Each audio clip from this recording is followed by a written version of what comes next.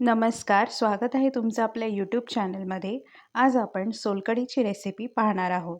Chicken मटणाचा बेत असल्यावर मालवणात सोलकढी हमखास केली जाते. सोलकढीमुळे जेवण पचनास मदत होते व ती पित्तशामकसुद्धा आहे. कमी साहित्यामध्ये अगदी झटपट होणारी ही रेसिपी आहे. चला तर आपण रेसिपीला सुरुवात करूया.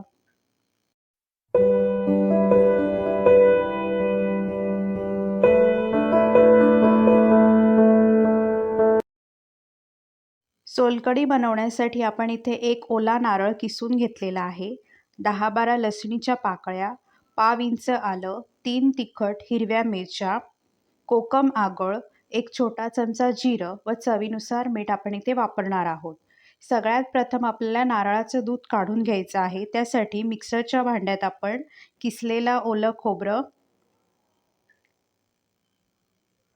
लसूण, आलं, हिरव्या मिरच्या, जिरं आणि थोडंसं पाणी वापरून नारळाचं दूध काढून घेणार आहोत.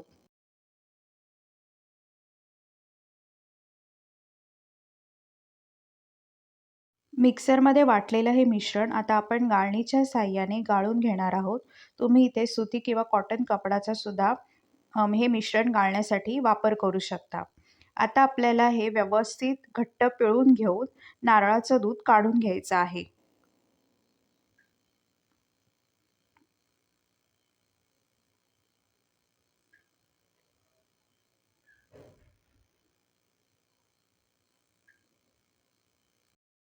पहिल्यांदा दूध काढून झाल्यावर उरलेला चोथा आपण परत मिक्सरच्या भांड्यामध्ये घालून थोडंसं पाणी वापरून याचं परत नारळाचं दूध आपल्याला काढून घ्यायचं आहे.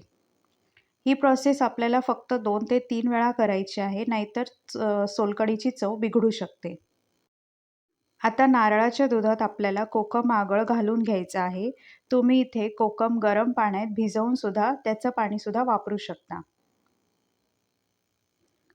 चवीनुसार मीठ घालून आपण हे व्यवस्थित एकजीव करून घ्यायचं आहे.